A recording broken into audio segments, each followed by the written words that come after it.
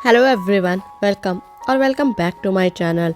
मैं हूं भारती और आज आप लोग के लिए लेकर आई हूं कहानी बंदिश इश्क का एपिसोड नंबर 7।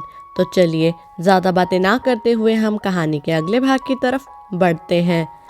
अन्वीक्षा कभी हृदयान के हाथ को देखती तो कभी उसके चेहरे को। हृदयान के ऐसा करने पर उसे ऐसा लगा जैसे कितनी ही अंधेरी रातों के बाद उसके जीवन में उजाले की एक किरण ने दस्तक दी है।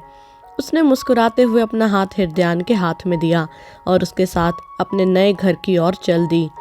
पूरे घटनाक्रम में पहली बार था जब अन्वीक्षा के चेहरे पर शून्य का भाव नहीं था। एक हल्की सी मुस्कान उसके चेहरे पर थी और आंखों में नमी की जगह एक उम्मीद ने ले ली थी। उसे पहली बार अपनी ज़िंदगी में कुछ अच्छा होने का आभास हो रहा था। हाँ, भले ही ये शादी अनायास हुई हो, पर जिस शख्स के साथ वो इस नई ज़िंदगी में कदम रखने जा रही थी वो कोई अनजान नहीं था। और जिस घर की वो बहू बन के आई थी उस घर में उसका आधा बचपन बीता था। सबसे बड़ी बात तो ये थी कि उसकी इकलौती दोस्त मृगांका उसकी नंद थी।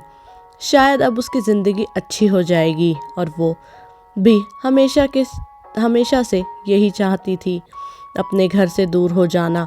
और ठाकुर परिवार जैसा भी हो, उसके परिवार से लाख गुना अच्छा था। ये सोचते हुए उसने अपने सामने बनी हुई आलीशान हवेली को देखा जो अब उसका घर बन चुकी थी। अन्वीक्षा ये सब सोच ही रही थी कि तभी उसकी तंद्रा एक हल्के से दर्द से टूटी।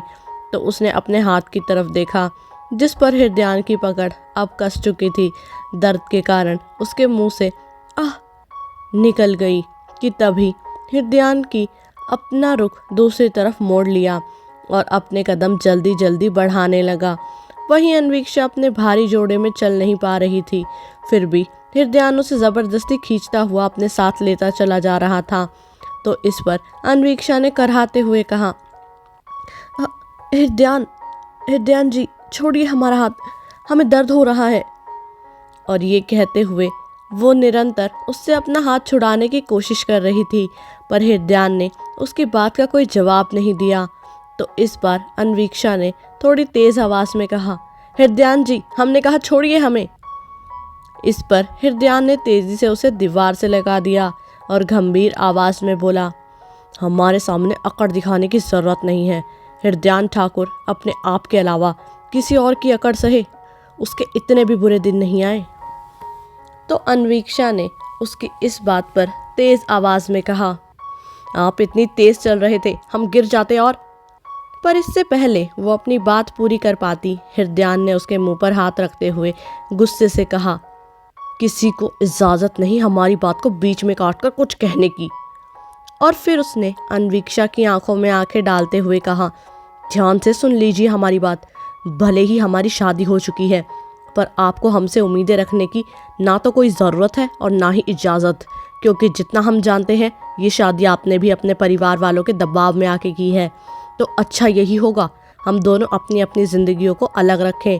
और मुझे बिल्कुल नहीं पसंद कि कोई भी, आई रिपीट, कोई भी मेरे कामों में दखल अंदाजी करे। इस घर में बहू बनकर आई हो तो आप बहू बनकर ही रहिएगा, हमारी पत्नी बनने की कोशिशें मत कीजिएगा, क्योंकि ना हमें ज़बरदस्ती के रिश्ते पसंद हैं और ना ही उन रिश्तों से पनपने वाली कमज़ोरियाँ। वहीं अन्वीक्षा उसकी सारी बातें शांति से सुन रही थी। हाँ, उसे हैरानी नहीं थी, पर मन ही मन वो खुद पर हंस रही थी। वो सोच भी कैसे सकती थी कि उसके साथ कुछ अच्छा हो सकता है। वो भूल कैसे सकती है अपनी बदकिस्मती को। हर बार यही तो होता है उसके साथ। वो अपने मन में आशा की कोई नई रोशनी जगाती है और फिर वो रोशनी काले बादलों में छुप जाती है। तो ये कौन सी नई बात है? ये सोचते हुए उसकी आंखों में नमी आ गई, पर वो खुद को मजबूत बनाए हुए बैठी थी, क्योंकि वो अब इस शख्स के आगे तो अपने आंसू बहाकर खुद को कमज़ोर बिल्कुल नहीं दिखाना चाहती थी। जैसे ही हृदयान ने अपना हाथ उसके मुंह पर से हटाया तो उसने हल्की सी मुस्कान के साथ व्यंग्यात्मक तरीके से कहा, हम सोच भी कैसे सकते हैं कि आप बदल गए हैं मिस्टर हृदयान ठाकुर। आप अभी भी वही है, पत्थर दिल और भावहीन। हमें तो आश्चर्य होता है सोच के कि आपको मनुष्य योनि में जीवन कैसे मिल गया। इस पर हृदयान कुछ बोलता कि तभी अन्वीक्षा ने उसके मुंह पर हाथ रख दिया उसके ऐसा करने पर हृदयान की आंखें हैरानी से फैल गई। तभी अन्वीक्षा ने अपना एक हाथ उसके कंधे पर रखा और उसे पीछे धकेलते हुए बोली, ये हमें भी नहीं पसंद कि कोई बीच में हमें टोके। ना हमें आप में इंटरेस्ट है ना आपके कामों में, तो ये गलतफहमी अपने दिल से निकाल दीजिए कि हम आपको 1% भी अटेंशन देंगे। हम यहाँ अन्वीक्षा ठाकुर बनकर आए हैं, वहीं बनकर रहना पसंद करेंगे। अन्वीक्षा हृदयान ठाकुर बनने में हमें कोई दिलचस्पी नहीं। और ये कहते हुए उसकी आंखों में उसका गुरूर भी बखूबी नजर आ रहा था। आखिर थी तो वो भी एक राजपूत, तो बिना वार किए कैसे हार मान लेती। लेकिन ये तो उसके खून में ही नहीं था।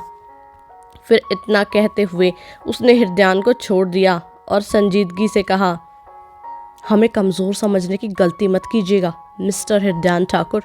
हम राजपुतानी हैं, रसोई और रणभूमि दोनों को संभालना अच्छे से जानते हैं। और इतना कहकर वो मुड़ी ही थी कि उसकी नज़रें सामने खड़ी मृगांका से जा मिली। तो मृगांका ने मुस्कुराते हुए कहा, मैं तो तुझे ही लेने आई थी मेरी शेरनी। फाइनली आखिर तो मिल ही गई, क्योंकि वो अनु जिसे उन्होंने वहाँ देखा था वो मेरी अनु थी ही नहीं। मेरी अनु तो अब आई है शेरनी की तरह दहाड़ते हुए। और ये कहते हुए उसकी आंखों में अन्वीक्षा के लिए गर्व साफ महसूस किया जा सकता था। फिर उसने हृदयान की तरफ नजर उठाकर कहा, और आप भाई साहब अपनी नई दुल्हन को गृह प्रवेश करवाने की बजाय यहाँ ले आए।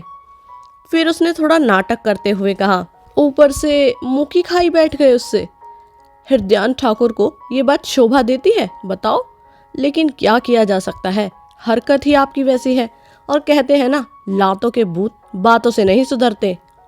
और ये कहते हुए वो उसके करीब आई और उसके कंधे पर हाथ रखकर गहरी सांस लेने का नाटक करते हुए बोली, लेकिन कोई बात नहीं, मेरी अनु लातें काफ़ी अच्छी मारती है, आपको मार मार के सुधार देगी। और ये कहते हुए बनावटी मुस्कान के साथ उसकी ओर देखने लगी।